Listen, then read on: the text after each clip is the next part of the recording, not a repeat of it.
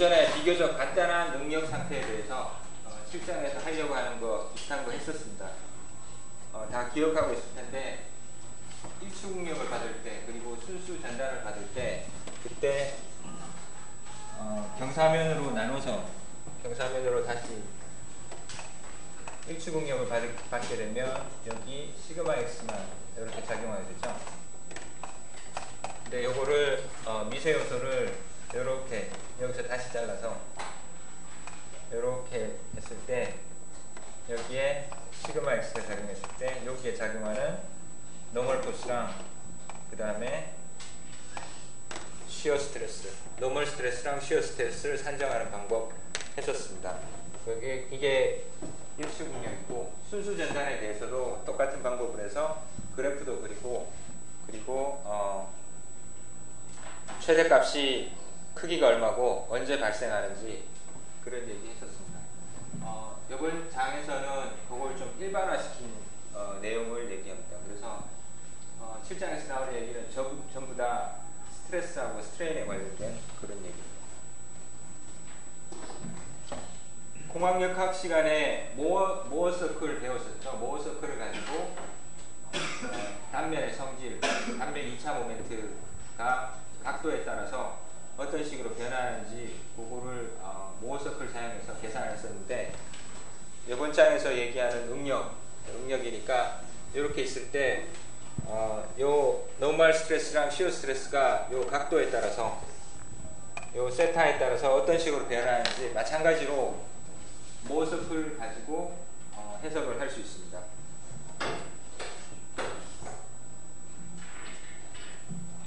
여기 나오는 얘기는 응력은 텐서의 일종이다. 텐서는 2개 이상의 방향이 필요한 그 어떤 물리량입니다. 그래서 디스플레이스먼트는 벡터라고 우리 얘기했었죠. 힘도 벡터고 디스플레이스먼트는 벡터입니다. 그런데 텐서는 벡터보다 조금 더 복잡한 거예요. 벡터는 어떤 벡터 하나의 방향만 가지면 정의가 되는 거죠. 그래서 우리가 디스플레이스먼트 벡터를 그러니까 코디네이트를 XY로 한다면 보통 디스플레이스먼트 벡터를 U하고 V를 사용해서 U하고 V를 나타내는데 스트레스나 스트레인 같은 경우에는 예를 들어서 시그마 같은 경우는 U를 X에 대해서 나눈 겁니다. 그래서 시그마는 그러니까 입실론 같은 경우에는 입실론 X는 U를 X에 대해서 미분한 거. 그 다음에 입실론 Y는 V를 Y에 대해서 한 거. 그리고 감마는 U를 Y에 대해서 그리고 V를 X에 대해서 이런 식으로 미분을 해서 여기서 보게 되면 벡터량이 2개씩 들어가요. 벡터량이 2개씩 들어가기 때문에 여기서 나타낸 것처럼 2개 이상의 방향이 필요하다. 2개 이상의 방향이 필요하다. 예를 들어서 같은 방향의 스트레스라도 여기면 이 같은 경우에는 이쪽 방향 X방향으로 가는 스트레스지만 이 노멀 스트레스하고 이쪽 방향의 시어 스트레스는 성질이 다른 거죠. 그래서 응력의 스트레스의 방향은 같지만 또 다른 벡터에 관련돼서 그 양이 결정되기 때문에 그거를 텐서라고 부릅니다. 텐서에 해당되는 양들은 응력, 변형률, 관성 모멘트 이런 것들도 있고 그 다음에 탄성계수 뒤에 보면 탄성계수 나오죠. 탄성계수가 우리는 이전까지는 그냥 단순하게 이렇게 생각했어요. 시그마는 E하고 입실론 그래서 시그마하고 입실론 사이에 비례상수다 이렇게 생각했었는데 지금 우리가 보면 스트레스도 종류가 시그마 X, 시그마 Y, 타우 XY 3개가 있죠. 그 다음에 스트레인도 3개가 있어요. 그리고 이게 아까 얘기한 것처럼 세컨 오더 텐서라고 그랬거든요. 세컨 오더 텐서가 되니까 이거랑 이게 세컨 오더 텐서입니다. 그럼 얘는 탄성계수는 실제로는 4차에 해당되는 텐서가 됩니다. 그래서 이거를 벡터로 나타내게 되면 이거 매트릭스 형태가 돼요. 뒤에서 볼 수 있을 겁니다. 그래서 이게 3x3 그러니까 이게 3x1 여기가 3x1 이렇게 되고 그래서 여기는 3x3 매트릭스 형태가 됩니다.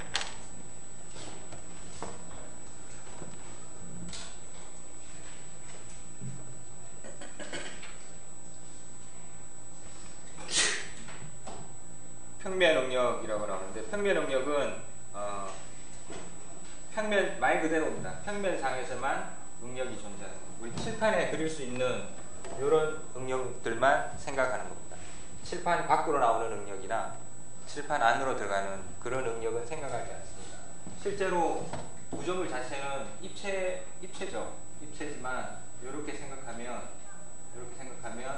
이 Z축 방향으로는 응력이 없는 경우 그런 경우를 평면 응력이라고 합니다. 평면 응력이 이렇게 입체로 그리더라도 Z 방향으로는 없죠. 여기 시그마 Z도 없고 타우, XZ 뭐 이런 것들 아무것도 없어요. 여기도 이쪽 방향 응력이 없고. 그래서 이거를 입체로 굳이 이렇게 그리지 말고 평면상에서 이렇게 나타냅니다. 이렇게 나타내고 아까 얘기한 것처럼 실장의 목표 중에 하나는 이렇게 되어 있는 응력 상태. 요소에 작용하는 응력 상태가 있는데 요소를 방향을 돌리면 방향을 변화시키면 세타만큼 변화시켰을 때 요 요소에 작용하는 노멀 스트레스, 시어 스트레스가 어떤 식으로 변화하는지 그거를 찾아내는 방법에 대해서 얘기를 할 겁니다. 우호규약은 앞서도 계속 얘기했었죠. 양의 면에 양의 방향으로 작용하는 응력이 양의 응력이다. 이 말은 X축, 그죠? 여기서 보게 되면 X축이 여기 있으니까 이쪽 방향으로 가는 게 양의 방향이죠. X축의 양의 방향입니다. 그래서 X축의 양의 방향으로 플러스 X 방향으로 작용하는 스트레스가 플러스 시어 스트레스 같은 경우에도 플러스 X면에서 플러스 Y 쪽으로 작용하는 시어 스트레스가 플러스 이렇게 표현합니다. 그래서 이렇게 있으면 이게 X축, 이게 Y축이다. 그러면 스트레스가 이렇게 작용하고 시어 스트레스가 이렇게 작용하고 노멀 스트레스 이렇게 작용합니다. 여기는 반대가 되겠죠.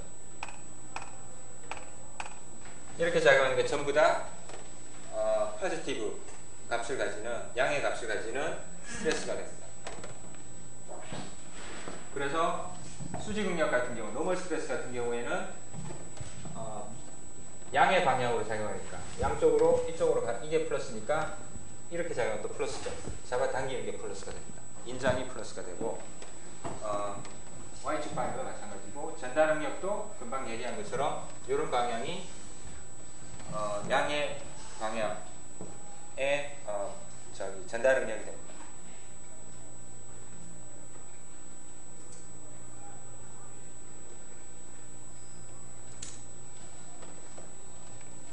그 다음에 이거 시어 스트레스가 이쪽 면에 이렇게 작용하면 요게 하나 정해지면 이 스트레스의 크기, 여기 작용하는 스트레스 크기가 다 같아야 된다는 거는 당연히 알고 있죠. 당연히 알고 있습니다. 이건 모멘트 평형에 의해서 그렇게 될 수밖에 없고 그래서 여기 있는 것처럼 시그마 x, y는 yx랑 같다. 시그마 x, y는 yx랑 같다. 이 그림을 자세히 보면 여기는 시그마 타우 xy로 되어 있고 여기 타우 yx로 되어 있어요. 그래서 타우 xy 해서 이걸 표시가 그렇게 되죠. x는 면을 얘기하는 거고, 그죠? 면을 얘기하는 거고 y는 방향을 얘기하는 겁니다.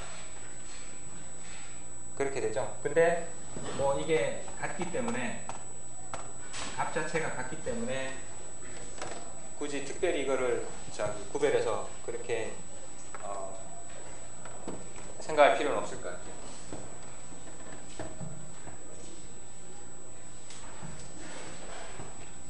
그림 A, B, C는 모두 동일한 응력 상태를 나타내는 거고 표현만 다를 뿐이다. 이 얘기는 실제로 이게 같은 응력이 존재하는데 이거는 입체로 그린 거고 이건 평면 상태로 그린 거고 이거는 요소를 회전시켜서 그린 겁니다. 요소를 회전시켜서. 다르게 얘기하면 응력의 방향을 다르게 본 거예요. 기준축이 여기서는 XY 기준축에 의해서 시그마 X 타우, 시그마 Y 타우 XY를 나타낸 건데 여기서는 기울어진 축, 기울어진 축이니까 X1 축이랑 Y1 축에 대해서 응력을 나타낸 거다. 실제로 동일한 하중이 작용하고 동일한 지점에서의 응력 상태입니다.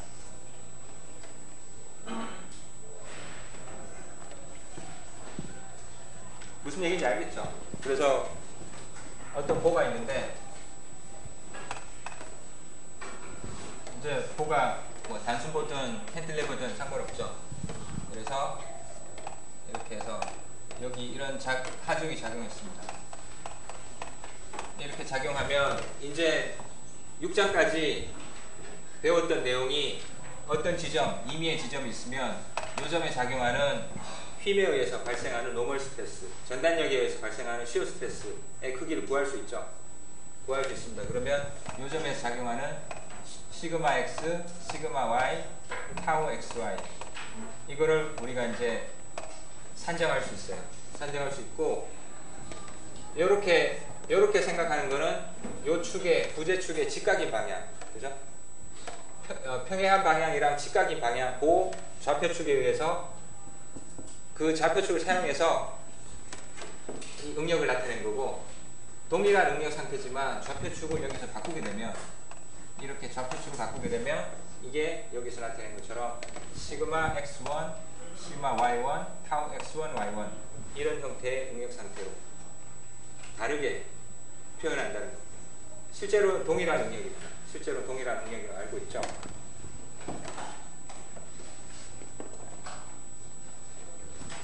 다르게 얘기한다면 1학기 때 했던 것처럼 이러한 동일한 섹션이 있습니다. 동일한 섹션이 있는데 이거를 이 축에 대해서 IX, IY, IXY를 하는 거랑 그 다음에 다른 축에 대해서 이 축에 대해서 IX 프라임, IY 프라임, IX 프라임, Y 프라임 하는 거 동일한 단면이죠. 동일한 단면인데 축만 바꿔서 나타내는 겁니다. 이것도 마찬가지예요.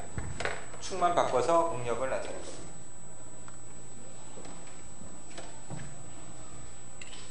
그래서 실제 공식을 유도한다 그럴까 아니면 경사면에서의 응력을 구해내는 방법은 그때처럼 이렇게 쐐기 형태로 다시 자릅니다. 여기서 이렇게 쐐기 형태로 이렇게 잘라내요. 이러한 세타라는 각도로 가지고 잘라내면 이렇게 되죠. 지금 그런데 옛날하고 다르게 여기서는 이제 시어 스트레스가 여기 있고 그 다음에 Y 방향에도 스트레스가 있습니다. 그래서 요 쐐기 모양의 요소에서의 평형을 고려해서 공식을 유도해낼 수가 있어요. 그래서 여기서 보는 것처럼 요게 시그마 x1, 여기는 타우 x1, y1 이렇게 되죠. 이게 x1, y1 축에 대해서 응력을 표현한 겁니다. 그래서 요 x1, y1 축을 사용해서 이런 것들, 이런 스트레스에 의한 힘을 전부 불력으로 분해하고 x1 방향, y1 방향 전부 합한 거예요.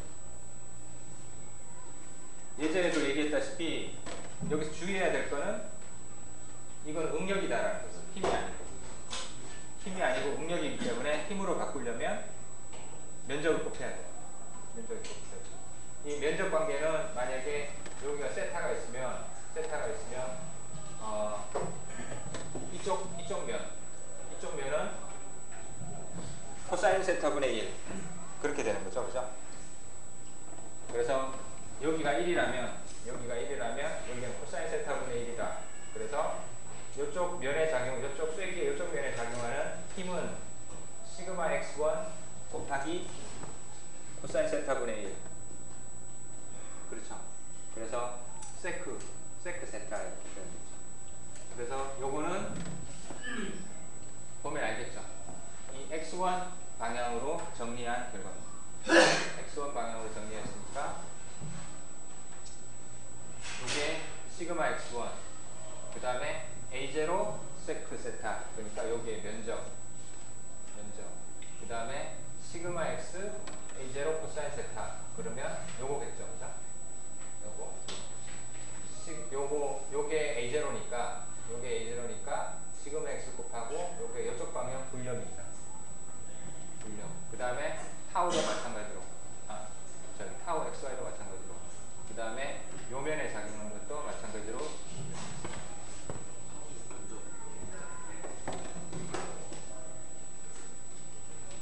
잘못 적혀졌을 거예요.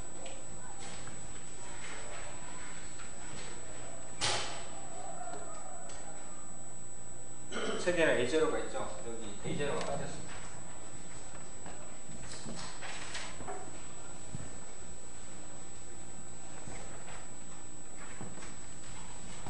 그래서 동일한 계산을 x1 축에 대해서 했고, 여기에 x1 축에 대해서 했고, 동일한 계산을 y1 축에 대해서 하면 이렇게 됩니다. 그래서 이거를 정리를 하면 이렇게 되고, 정리해서 우리가 알고 싶은 거 시그마 x1 세타랑 시그마 x, 시그마 y, 타우 xy가 주어져 있을 때 이걸 가지고 시그마 x1을 계산한 수식이 요거고, 그 다음에 타우 x1, y1을 계산한 수식이 요겁니다. 수식은 이렇게 유도했지만 요거 안 쓰는 거 알고 있죠? 모서클로 바꿀 겁니다. 그래서 여기서 간단하게 테스트 해보는 게, 그러면 세타가 0이면 어떻게 되나? 세타가 0이 되면 이게 시그마 x랑 같을 거고, 타우도 원래 타우가 될 겁니다. 90도면 돌아가는 거니까 시그마 x1이 시그마 y가 나올 거고, 그런 식으로 나옵니다.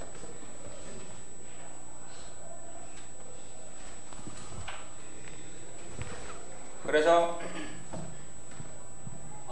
2세타에 관한 공식을 바꾸는 거죠. 2세타에 관한 공식을 바꾸면 이렇게 변환됩니다. 이렇게 변환되고, 이 2세타에 관한 공식을 보면 모서클로 쉽게 바꿀 수 있게 되죠. 모서클로 쉽게 바꿀 수 있습니다.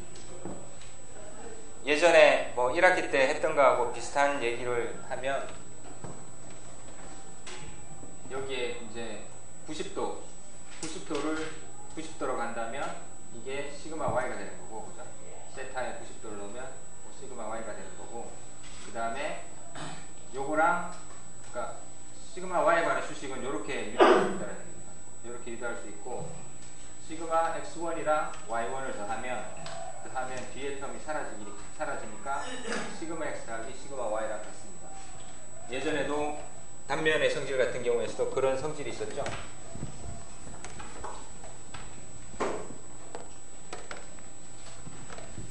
ix 플러스 iy는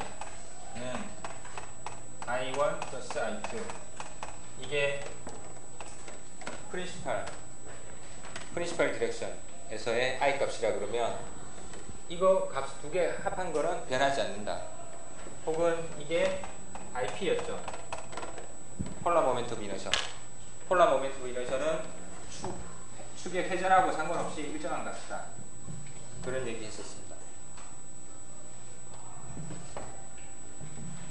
그래서 단면의 성질의 폴라 모멘트 이머션은 ix 플러스 iy인데, 이 값은 축의 회전하고 상관없이 일정하다. 그거랑 똑같은 성질이 여기 있습니다. 축을 회전하더라도, 이거를 요소를 회전하더라도 작용하는 노멀 스트레스, 양쪽 방향의 노멀 스트레스의 합은 동일하다.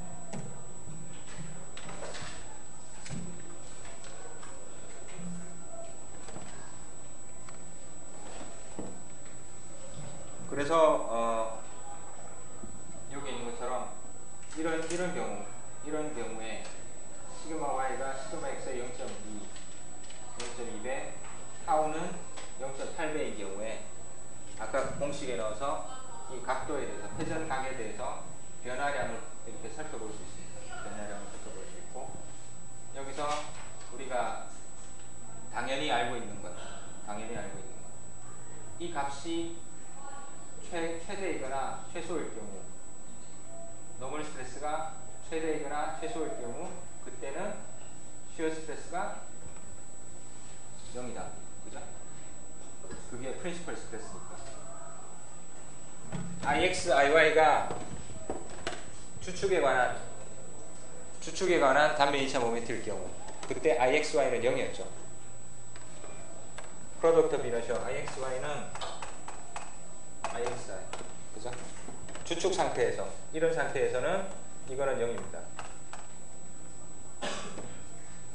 그래서 무슨 얘기냐면 이런 거를 이렇게 회전시키다가 이거를 요소를 이런 응력 상태를 가지는 요소를 회전시키다가 어느 순간 이렇게 되고 시어 스트레스가 사라진다. 그러면 이 상태가 주응력 상태라는 뜻입니다. 주응력 상태. 그리고 그때 회전각이 주축의 각도, 그죠? 프린시플 앵글입니다.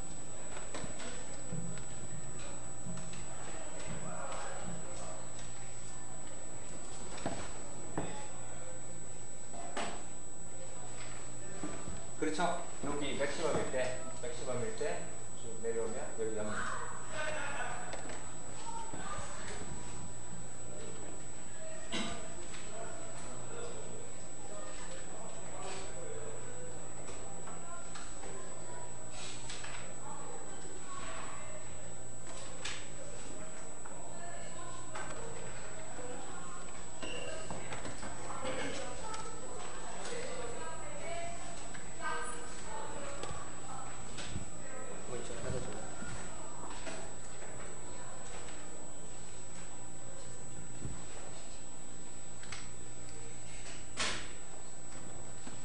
그래서 예전에 2장이었나요? 2장에서 이러한 단축 응력, 유니액시얼 스트레스일 경우, 그 다음에 퓨어 슈어일 경우, 그때 응력 상태에 대해서 이렇게 나타낼 수 있었고, 그 다음에 지금 우리가 한 거는 이거를 넘어서는 일반화된 공식이었죠. 그래서 앞에서 시그마 y는 0이다, 타우는 0이다 라고 놓으면 이런 공식이 얻어질 수 있습니다.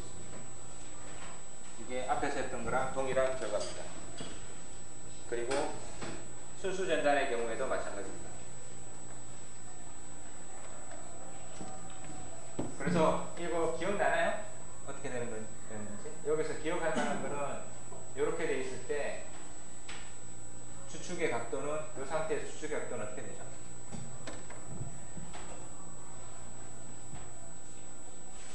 (45도) 회전시키면 주응력 상태가 되죠. 전달 능력이 사라지죠. 그 다음에 그때 노멀 스트레스의 크기는 파워랑 같죠.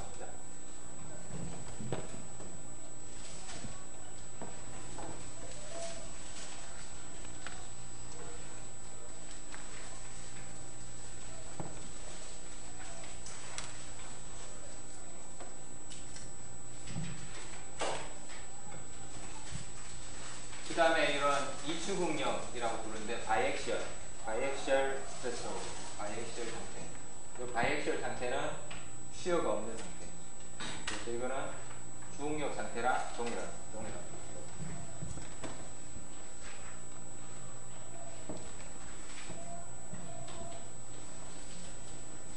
그래서 예를 들어서 시그마 x가 16,000, 시그마 y는 6,000, 타우는 4,000이다. 그러면 요걸 가지고 이렇게 그림을 그릴 수 있죠.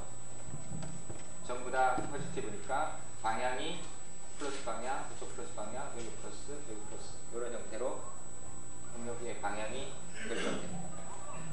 그 다음에 요거에 45도만큼 기울어진 요소에 작용하는 응력을 구하라고 했습니다. 그러면 아직 모서클을 안 했기 때문에 공식에 넣어서 값을 구할 수 있을 겁니다. 공식에 넣어서 값을 구하면 15,000, 마이너스 5,000, 7,000 이렇게 나왔어요. 그러면 이 숫자를 보고 이 화살표의 방향을 정할 수 있겠죠.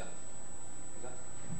여기서 보면 시그마 x는 15,000, 시그마 y는 7,000. 그러니까 둘 다 인장이라는 걸 알 수 있고, 그 다음에 타우가 마이너스 5,000입니다. 그러면 기준이 되는 축이 x1 축이죠.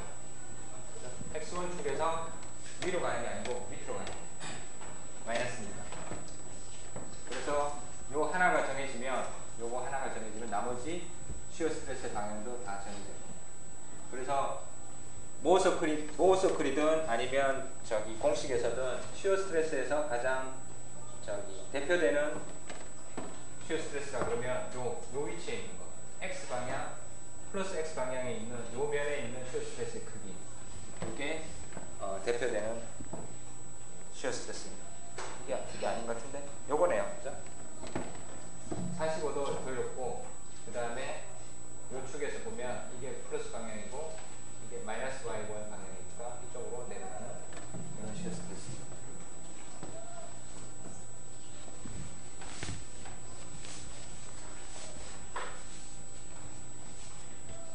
그래서 모어서클이랑 이 응력의 상태를 서로 바꿔서 나타낼 수 있어야 됩니다. 그렇지 않으면 거꾸로 된 응력을 생각할 수가 있어요.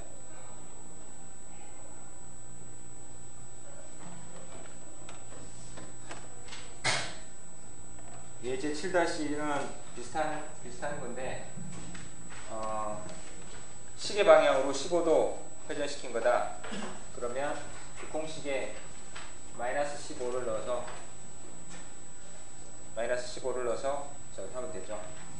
세타의 방향은 오른손의 법칙에 따라 다르겠죠. 세타의 방향은 오른손의 법칙에 의해서 정해질 거예요.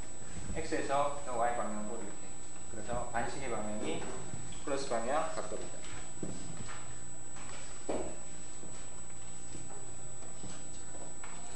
그래서 뭐 이렇게 같은 방법으로 풀 수 있고, 여기서 볼 수 있는 게 원래가 시그마 x가 마이너스 46, 시그마 y가 12였고 변한 후에는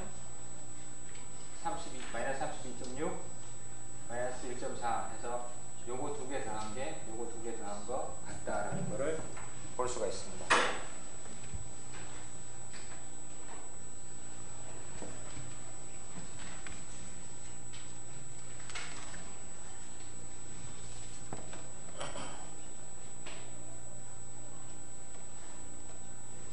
그래서 단면의 성질에 비춰서 생각하면 이제 주응력과 최대 전달응력 다 알 수 있죠. 주응력이라는 거는 그죠? 노멀 스트레스가 최대값 혹은 최소값에 해당될 경우.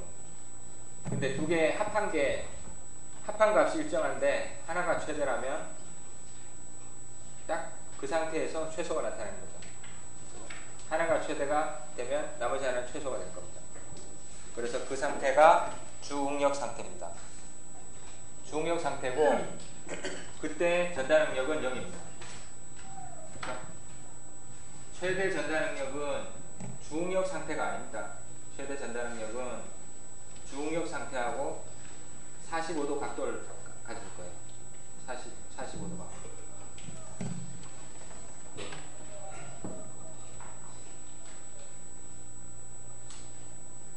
그래서 이 공식에서 보게 되면 시그마는 이런 식으로 표현되니까 최대값 혹은 최소값을 구하려고 그러면 이거 한번 미분한 게 0이다.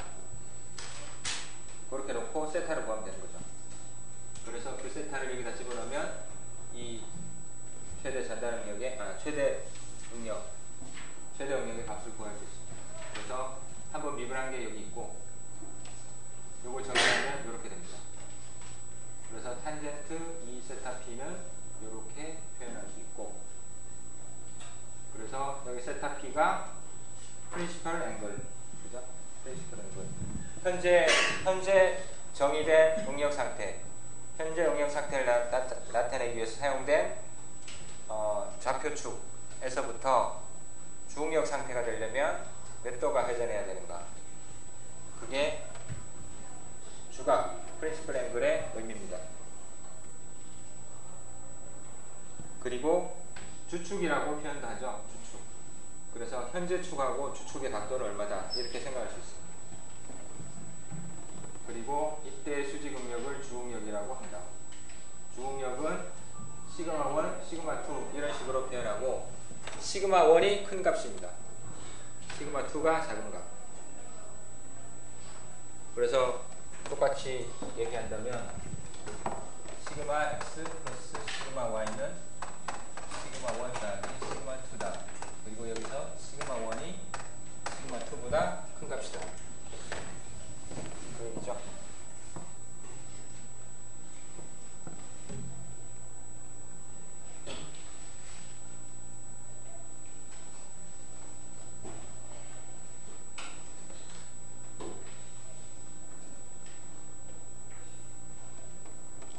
그래서 우리가 구했던 이 공식 탄젠트 2세타 P는 요거다. 요걸 가지고 이러한 삼각형을 그릴 수 있어요. 삼각형을 그릴 수 있습니다.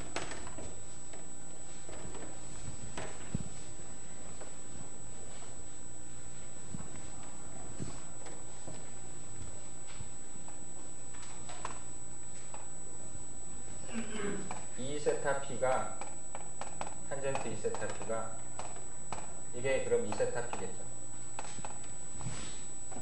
그 다음에 이게 시그마 X 마이너스 시그마 Y, 이게 2 타워 XY. 그러면 요게 시그마 X 마이너스 시그마 Y, 그죠? 시그마 X 마이너스 시그마 Y. 그 다음에 여기가 2 타워 XY, 그죠? 이렇게 될 수도 있고, 그림에서처럼 여기 2분의 1하고 이거를 없앨 수도 있는 거고. 하여튼 이게 직각이니까 요 변의 길이는 요거 제곱, 요거 제곱, 루트 씌운 거. 그래서 이렇게 나와.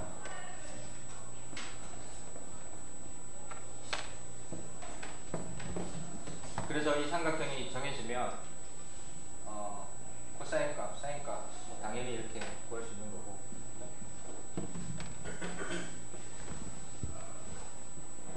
그래서 원래 수식에 여기 코사인 2세타, 사인 2세타에 해당되는 요 텀 대신에 요 값을 여기 집어넣으면 요게 나옵니다.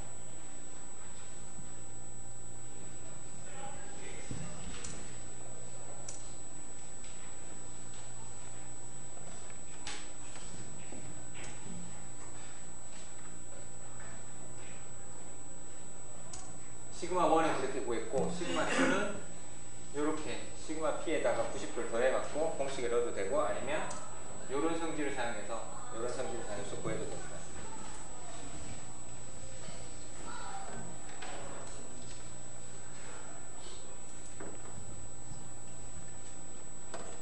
그래서 이 공식을 보면 저기 1학기 때와 마찬가지로 이 공식을 보게 되면 요게 모 1의 모 서클의 중심점, 요거는 모 서클의 반지름, 이렇게 생각할 수가 있는 거죠. 주각은 이거고,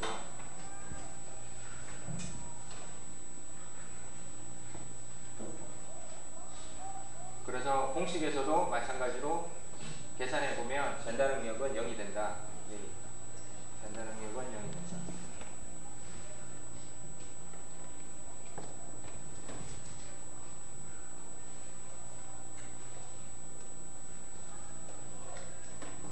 사실 이거 한번 미분한 게 이 공식이랑 같다 이거죠.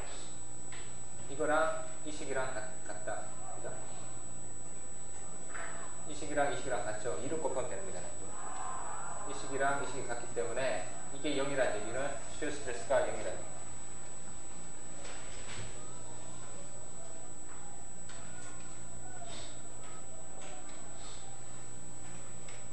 주평면에서 전달능력은 0이다. 최대 전달능력은 주평면상에서 나타나는 게 아니라 그랬죠. 그래서 최대 전달능력이 발생되는 각도는 주각이랑 달라요. 딱 45도 차이가 있겠죠. 모서클 생각해보면 알 수 있습니다. 마찬가지 방법으로 쭉 풀 수 있습니다. 시어 스트레스에 관한 공식을 미분해서 0으로 놓고 그럼 이렇게 되고, 아까 딱 반대가 되네요. 반대가 되고, 그래서 이렇게 쭉 풀어낼 수가 있습니다.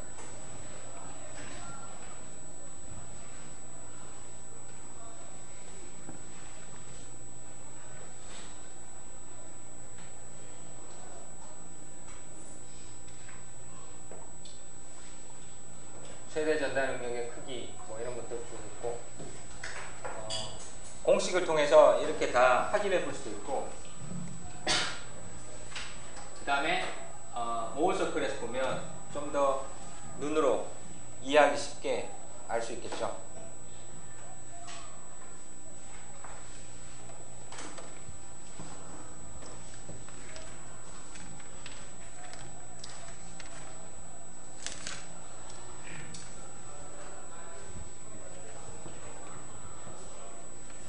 특별한 경우, 앞에서 얘기했던 그런 경우, 입장에서 했던 것처럼 이러한 경우, 지금은 시어 스트레스가 없습니다. 그래서 이 상태가 중력 상태. 그죠? 이 상태가 중력 상태. 순수 전달일 경우에는 45도 돌리면 이렇게 되고, 아까 얘기한 것처럼 여기 작용한 노멀 스트레스의 크기는 시어 스트레스 크기가 같고, 그다음 방향은 한쪽이 인장, 한쪽이 압축. 이렇게 된다.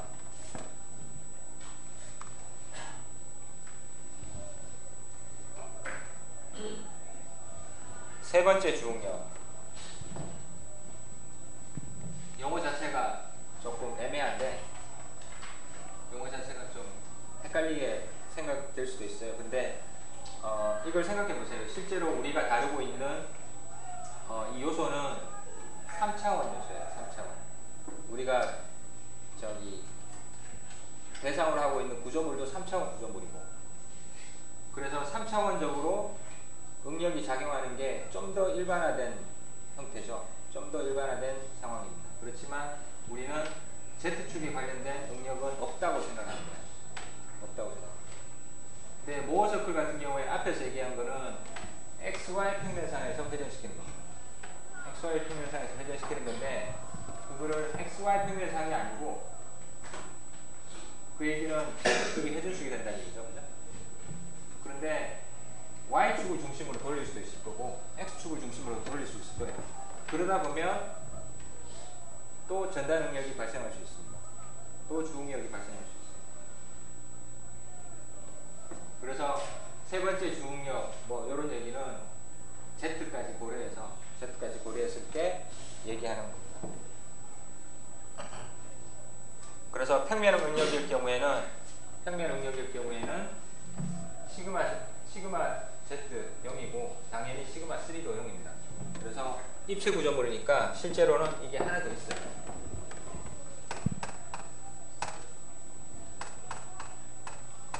하나 더 있습니다. 그래서 이렇게 됩니다. 근데 지금 우리가 다루는 거는 이거 0이고 이거 0입니다.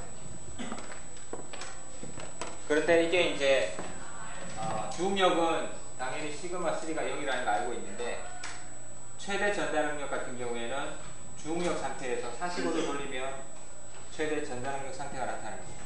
근데 그걸 회전을 아까 얘기한 것처럼 Y축이나 Z축을 중심으로 돌릴 수도 있어요. 그러면 또 다른 전달 능력이 발생할 수 있어요. 그 얘기 뒤에 좀 더 자세하게 얘기할 겁니다. 요거네요. 평면 내와 평면 외의 전달 능력입니다.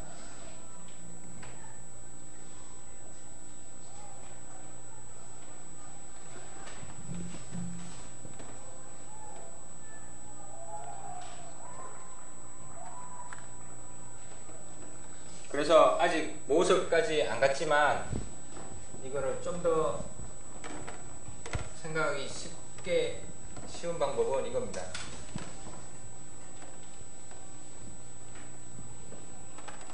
모어 서클이 이렇게 있습니다.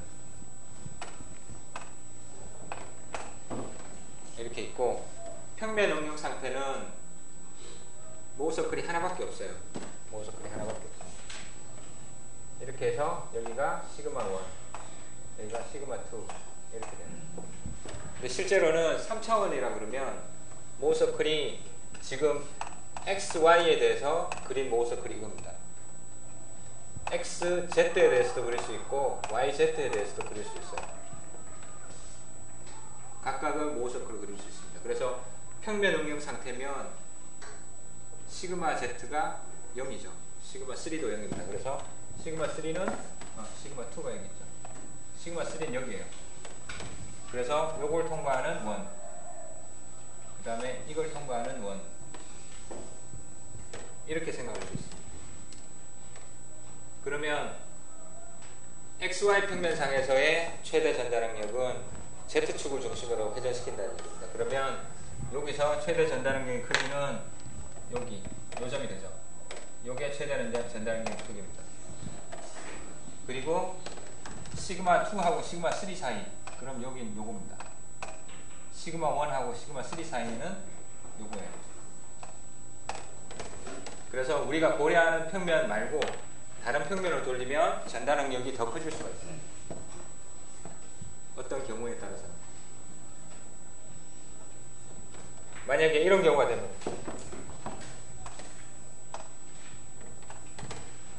그러니까 XY 평면상에서 응력이 이렇게 됩니다. 그러면 두 번째 서클, 세 번째 서클은 이렇게 됩니다. 그래서 저런 경우에는 평면 외 전달응력이 평면 내 전달응력보다 작게 됩니다.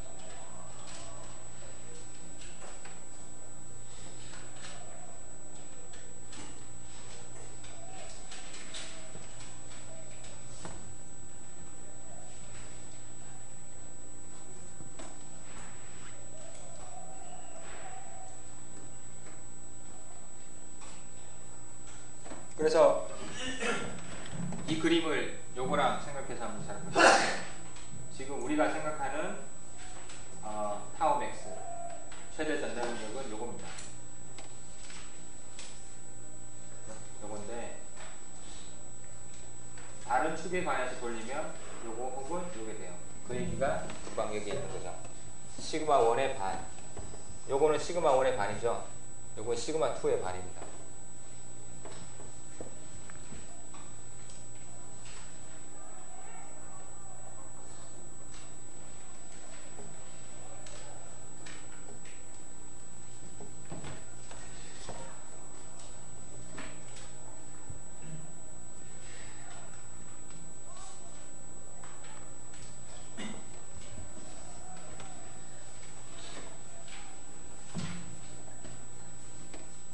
그래서 이러한 평면 응력 상태가 있고, 그 다음에 여기서 예제 7.3에서 얘기하는 거는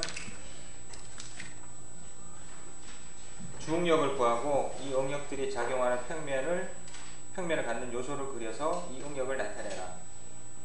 그러니까 주응력을 구하고 응력 상태를 그림으로 나타내라. 그래서 시그마 x 이거 y 타우 이렇게 있습니다. 그러면 아직 우리 모서클 안 했죠. 모서클을 하면 쉽게 구할 수 있습니다. 지금 현재로는 공식에 넣어야겠네요. 그죠? 공식에 넣으면 여기 있습니다. 주각이 여기 있고 75.2 혹은 165.2. 그래서 시그마 1은 13540, 시그마 2는 마이너스 5440. 그 다음에 그때 전달응력은 0. 그래서 이렇게 되겠죠. 시그마 1이 플러스였고 시그마 2는 마이너스였어요. 이렇게 되고 아까 각도가 75.2였으니까요.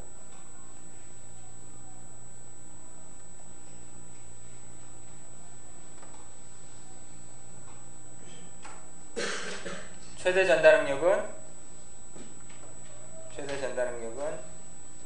여기 이렇게 되어 있습니다. 혹은 이게 더 쉽죠. 아까 나와 있는 것처럼 시그마 1 마이너스 시그마 2의 이거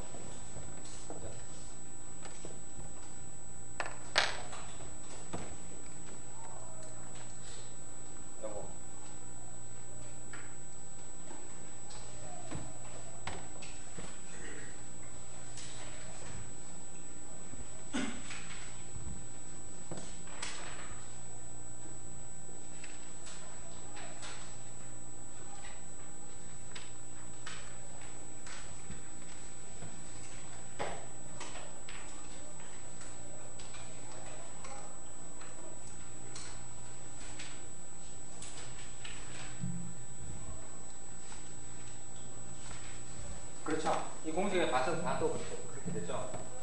여기 타우는 0이고 여기에 시그마 1, 시그마 2를 넣으면 될 거 아니에요.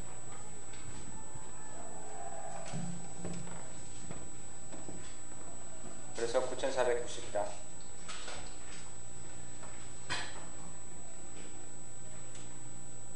그래서 여기서 보게 되면 시그마 1이 플러스고 시그마 1이 플러스 값이고 시그마 2는 마이너스 값입니다. 그러니까 이 경우에 해당되죠. 그죠? 이 경우에 해당됩니다. 세 번째 시그마는 언제나 0이니까 평면 응용 상태에서. 그래서 저거는 평면 외로 돌려도 평면 외로 회전시켜도 전달 응력이 평면 내 전달 응력보다 작습니다.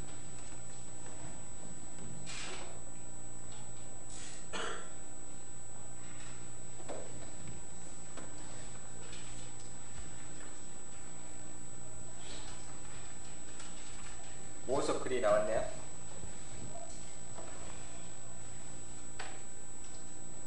그래서 이 모서클은 단면의 성질 할 때랑 똑같습니다. 똑같고 그래서 수식이 이렇게 돼 있으니까 뭐 이런 형태로 가공을 해서 이렇게 보게 되면 이런 원으로 나타낼 수 있다. 뭐 이 부분을 설명 안 해도 되죠.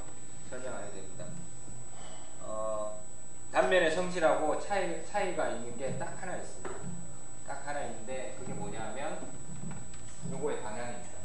요거를 밑에 써놨죠. 밑에 써놨습니다. 요 밑에 써놨다는 얘기는 스트레스 할 때는 시어 스트레스는 밑에 방향이 플러스라는 것입니다. 밑에 방향이 플러스다. 그래서 여기가 이쪽 밑으로 가는 게 플러스 타우 xy, 이쪽이 시그마 y 이렇게 되고 이거는 밑으로 가는 게 플러스입니다. 그래서 그 얘기는 뭐냐면 아까 같은 경우에 예전에 저희 했던 거하고 동일합니다.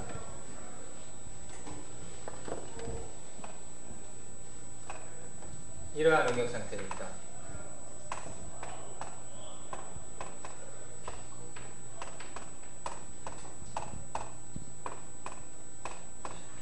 그러면 시그마 x 예를 들어서 1이라고 합니다.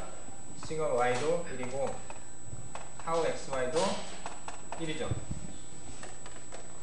다 1입니다. 다 1이라고 생각해 봅시다. 그러면 이거를 모서클 상에서 두 점을 찍는 거잖아요. 그죠? 두 점을 찍는데 여기서 이게 x축이니까 이거 1 해서 1에 점 하나 찍고 그 다음에 1-1에 점 하나 찍으면 되죠.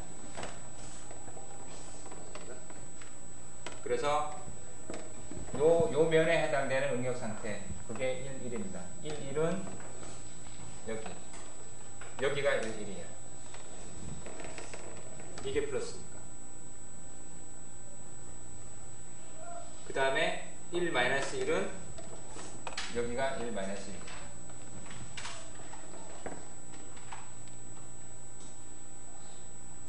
그래서 이 두 점을 통과하는 원 중심은 이쪽에 이 축상에 있고 그러면 이렇게 되겠죠.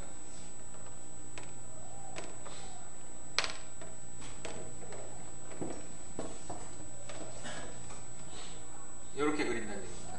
그래서 이게 A, 이게 B다 그러면 여기가 A, 여기가 B가 돼요. 이렇게 하는 이유는 응력의 방향하고 회전 방향 우리가 사용하는 그 축이 그렇게 하면 회전 방향이 일치하기 때문에 그래요. 모서클 사용해서 회전 방향이 반시계 방향은 플러스로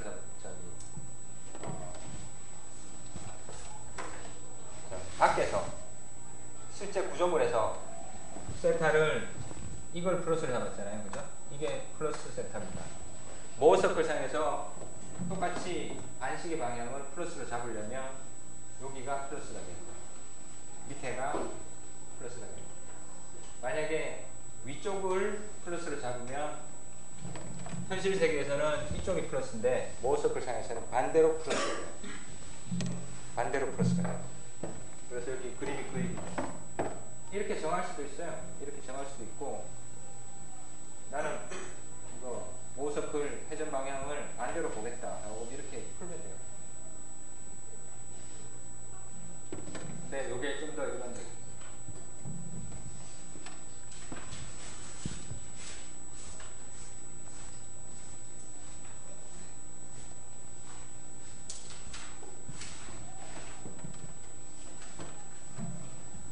그래서 모어서클을 그려놓고 제일 쉽게 기억하는 방법이 이거죠.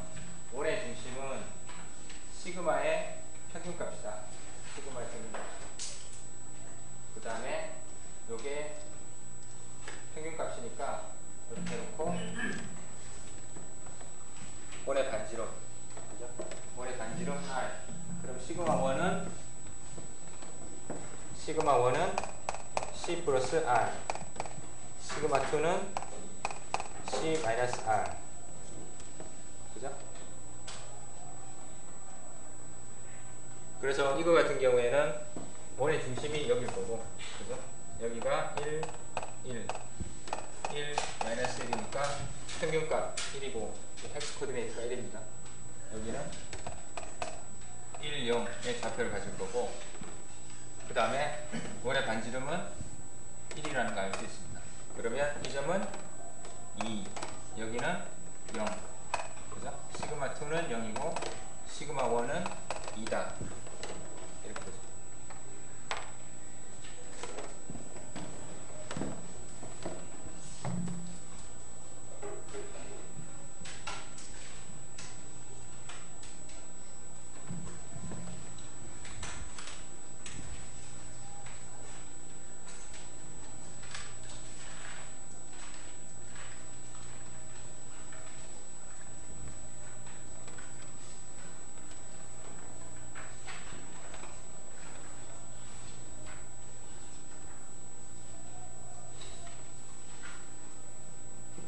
그 다음에 여기서 중력 상태에서 모어서클 상에서 중력 상태에서 모어서클 90도 돌리면, 현실 세계에서는 45도를 돌리면 최대 전달 응력이 발생하는 그런 상태가 되죠.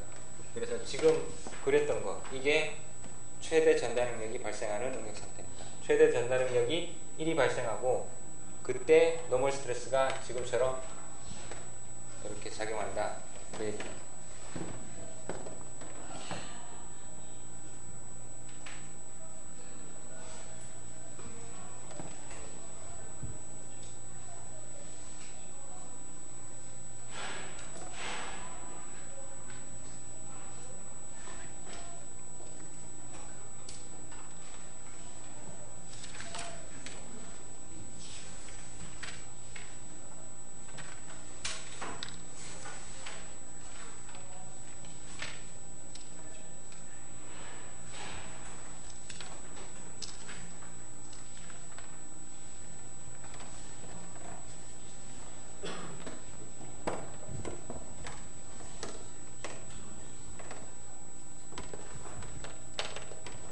그러면 예를 들어서 앞에서 간단한 케이스에 대해서 우리 얘기했었죠. 이런 케이스는 모어서클 나타내면 어떻게 되죠? 시그마 x만 있고 나머지는 0이죠. 그러면 예를 들어 시그마 x가 0이다 그러면 1, 0하고 0, 0, 그죠? 1, 0, 0, 0. 이 두 점을 통과하는 1. 그죠? 그래서 지금 현재 응력 상태가 중응력 상태. 그래서 저거에 이렇게 있을 때 최대 전달 응력은 시그마 x의 절반 발생하는 거죠. 이걸 90도 돌리면, 저걸 90도 돌리면 45도 돌리면 여기서 90도 돌아가니까 여기 될 거고, 요거의 좌표는 얘가 1, 0이었으면 여기도 1, 0.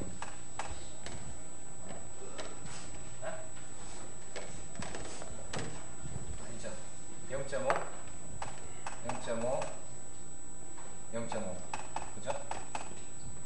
K는 마이너스 0.5.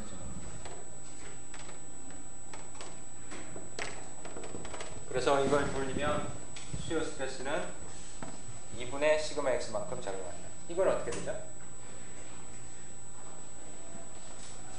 저거는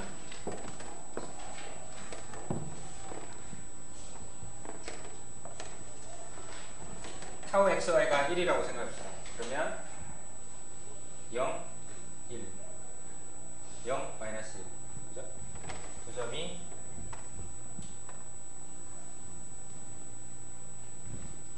0, 1, 이 점, 0, 마이너스 1.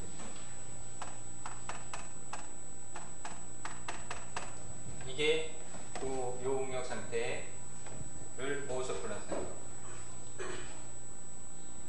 그래서 45도 모호석 플러스에서 90도 회전시키면 현실세계에서 45도 돌아가고, 그래서 크기가 돌리면 하나는 여기 있을 거고 하나는 여기 있을 겁니다. 그래서 하나는 플러스 하나는 마이너스. 크기는 시어 스트레스의 크기랑 같고.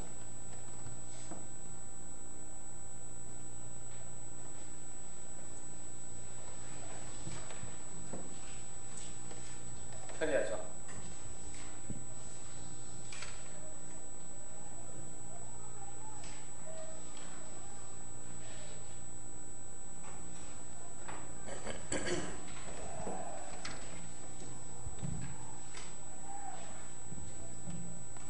그래서 일반적인 경우 이런 응력 상태다. 시그마 X가 플러스 값이고 시그마 Y도 플러스 값, 타우도 플러스 값이다. 그러면 찍어야 되는 위치가 시그마 X, 타우 XY죠. 시그마 X, 타우 XY. 그래서 요 면의 응력을 나타내는 점은 시그마 X, 시그마 X 여기 몇 점입니다. A점. 그 다음에 90도 돌아간 요면, 90도 돌아간 요면의 응력 상태는 모호석 플러스 2배가 들어가죠. 180도 들어가면 여기가 있죠.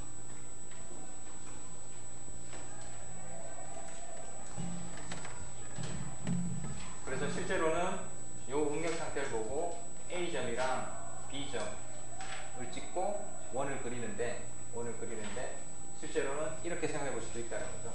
A점을 중심으로 180도 회전시키면 B점이 되죠.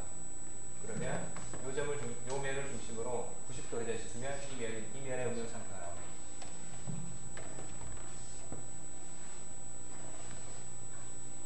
아무튼 그래서 원이 완성됐으면 그 다음에는 두 점이 구해졌으면 그 다음에 원을 그려야 되는데, 원의 중심점은 아까 얘기한 것처럼 A점하고 B점의 노멀 스트레스의 평균값 시그마 X 더하기 시그마 Y 나누기 2 한 값이 C점의 X 좌표입니다. 그래서 여기 있죠. 시그마 에버리지. 그래서 이 점의 좌표 구하고 그 다음에 A점 있고 B점 있으면 뭐를 사용해도 좋아요. 뭐를 사용해도 좋고, 이걸 가지고 삼각형을 그려서 원의 반지름을 생각하면 됩니다. 그러니까 예를 들어서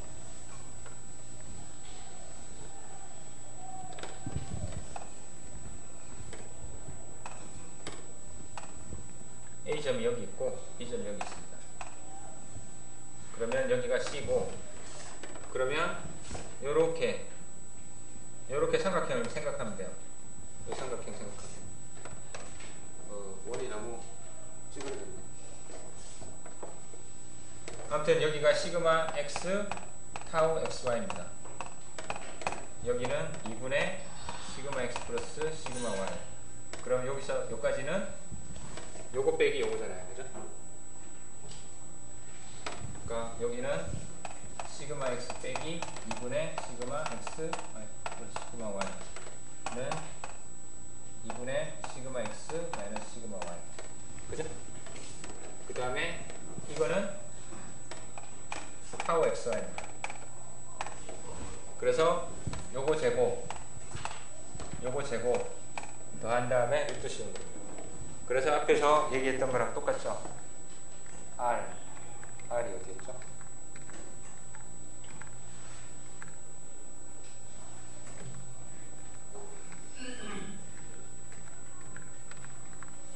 여기까지 안 갔는데.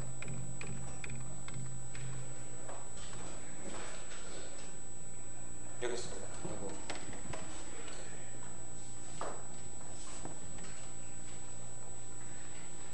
그래서 R을 구하고, 그래서 이게 C고 R은 그렇게 구하고, 그러면 이 점은 아까 얘기한 것처럼 C 플러스 R이 되는 거고, 이 점은 C 마이너스 R이 되는 거고, 그 다음에 이 점은 여기 사실 이렇게 돼야 되죠. 그래서 여기는 X좌표가 2분의 이게 될 거고, Y좌표는 R이 될 거예요. 그죠? 마이너스 R이 되죠. 그래서 이 상태가 최대 전달 능력. 최대 전달 능력은 최대 전달 능력의 크기는 모서클의 반지름하고 같겠죠. 그럼.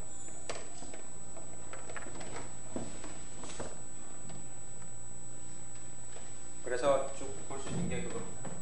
있고, 그 다음에 각도 같은 경우에는 이 각도죠. 이 각도. 주각이 이거니까 이것도 편한 대로 구하면 돼요. 편한 대로. 이 길이 다 알고 있으니까 사인 사용해도 되고 코사인 사용해도 되고 탄젠트 사용해도 되고 뭘 사용해도 됩니다.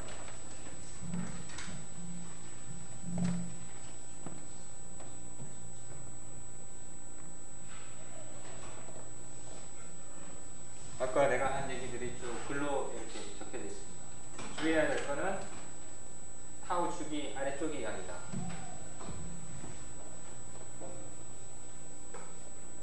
그래서 지금까지 한 게 주축, 그 다음에 주응력, 최대 전달 능력의 크기 구하는 거, 그거였습니다. 그리고 또 하나 더 있을 수가 있는데, 그거는 지금 현재 응력 상태에서 뭐 주어진 각도 반칙 회전시켰을 때 응력값을 구하라, 그거 있을 수 있죠. 그게 단면의 성질에서도 그런 게 있었는데, 그때는 일단 현재 상태를 가지고 모서클을 그리고 이 주각을 계산한 다음에, 여기서 만약에 이게 30도였습니다. 30도였다. 근데 여기서 얼마나 할까요? 45도만큼 돌린 걸 구하라. 요거 45도 회전시킬 때를 구하라. 그러면 여기서부터 90도가 들어가야 되는 거 아니에요? 그죠? 그러면 이렇게 되니까 이게 30도니까 여기가 60도. 그림이 이상하게 됐지만 여기서부터 막바로 90도 돌아가는 점을 구하는 거는 힘들어요. 그렇게 뭐 계산을 할 수 있으면 하면 되는데, 그거보다는 주축 상태로 왔다가 주응력 상태로 왔다가 돌아가야 될, 추가적으로 돌아가야 될 것만치 또 가면 됩니다. 이 각도를 알고 있으니까 똑같이 삼각형 그려서 이 좌표 계산해낼 수 있어요.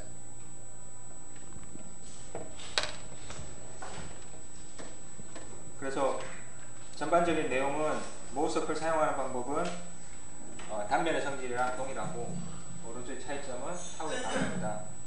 그렇습니다.